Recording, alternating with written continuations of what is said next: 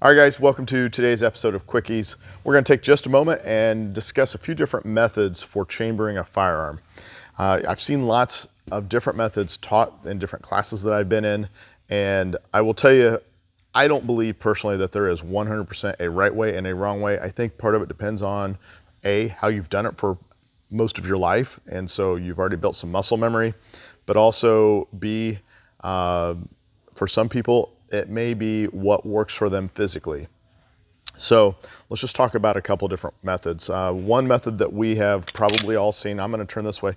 Now what's important is that when we are chambering our firearm, we want to make sure that our muzzle is always pointed in the right direction. Our finger is up high and off of the trigger, and that we have a proper grip. We'll talk about proper grip in another video.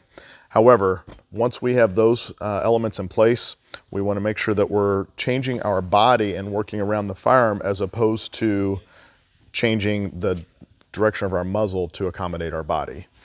The muzzle pointing in the correct direction is always paramount. All right, so high on the grip, finger off the trigger. And the first method we're going to show is, well, actually, I'm going to start here.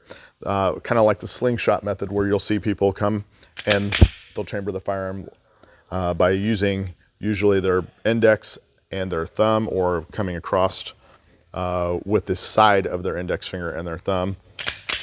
Sometimes they will actually use the tip of their index finger. Either of those, if I'm going to use that method, I actually use the side of my index finger and my thumb, and I'll chamber. The next one is going to be over the top, so that we're grabbing, and that's what these serrations are for on most firearms. You'll find serrations right in here. That's so that you can get a nice grip. And so that would be method number 2, where you can come back and pull. Now let's keep in mind, when you're chambering in any of these methods, you don't want to ride that slide forward. You do not want to do that. You want to pull until your hand falls off almost, so that the firearm itself will utilize that recoil spring to help that round properly seat. If you are doing it where you are going back and riding it forward, what can happen is it doesn't have enough pressure to fully seat, and you're going to be out of battery, which means the firearm will not function in that instance. The last method I'm going to teach you is a method that I like to show sometimes folks that are having a hard time chambering the firearm because maybe they don't have the muscle strength to do it. And so once again, the grip is still the same here. And if you notice, I went from this direction to this direction. And what I like to teach is we're going to take our arms and put them up like this. And we're going to, so elbows out, and we're going to use our chest muscles to pull those apart.